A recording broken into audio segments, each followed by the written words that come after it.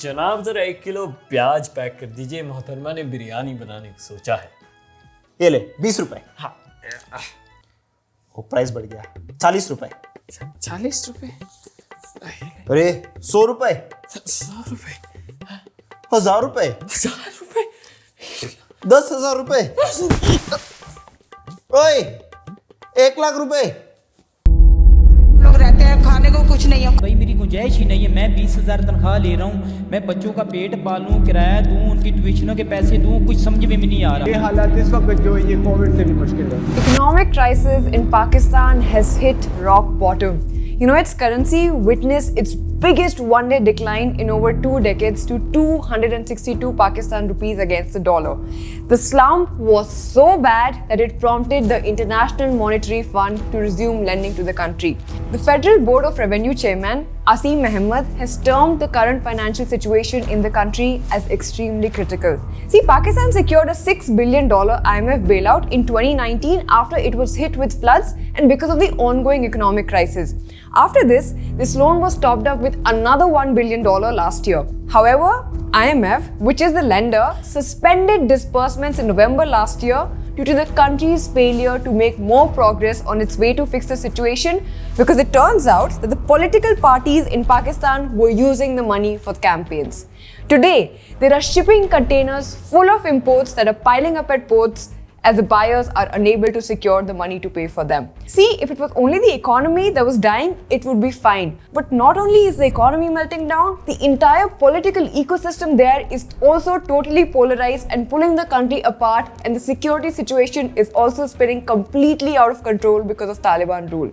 Simply put, Pakistan is drowning, but Pakistanis seem to think that they will swim out of these troubled waters because the world and IMF can't afford to see them sink. Pakistanis are, however, more preoccupied with the political circus in their country than with the sweeping economic reforms that could pull them out of the hole in which they have fallen. Basically, Pakistan is scaring the world by waving the threat of nuclear weapons going loose, and radical Islamists are running wild and taking over the country in a revolution.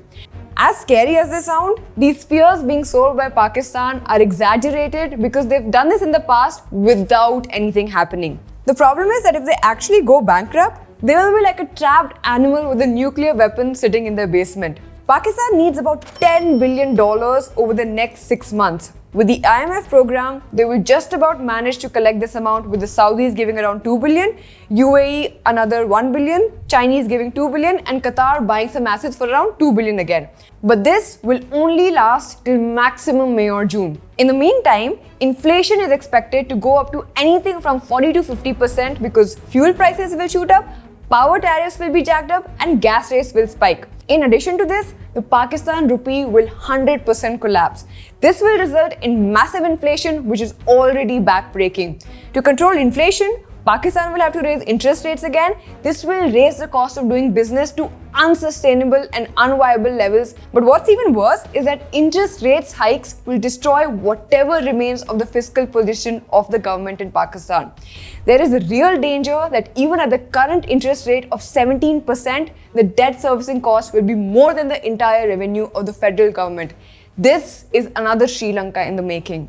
See, what happens is, anytime a country goes hyper-religious or hyper-political, it starts dying because it starts making decisions to appease the radical political or religious people and not the average citizens. Same thing is happening in the US with all the woke politics going on.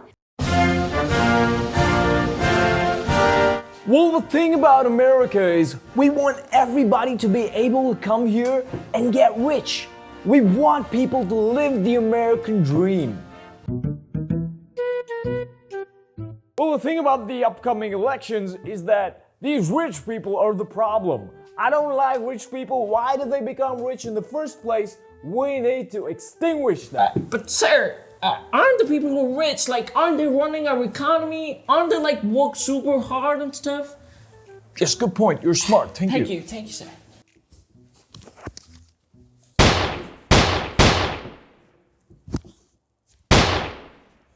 Rich people bad. See, the reason we run a business case study channel is because we understand that Dhanda, business, it what runs the economy and stability of our nation. But for some reason, it's demonized here.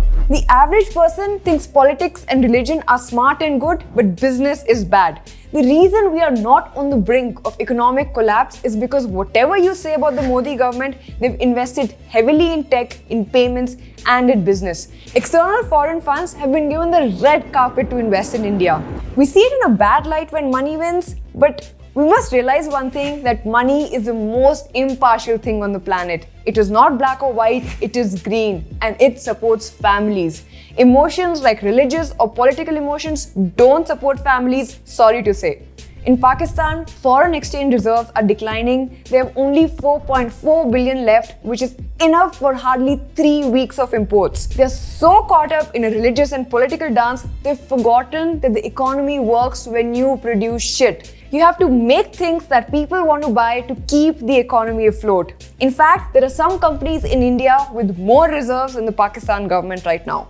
Take example of energy. Pakistan is making wedding halls and malls close by 8:30 p.m. to save energy because they simply aren't producing enough.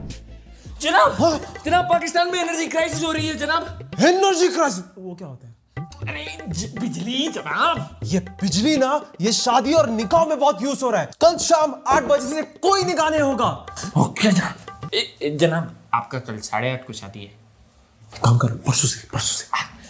परसों से शादी नहीं करने का। From Feb 1st, you're not allowed to make incandescent bulbs in Pakistan anymore.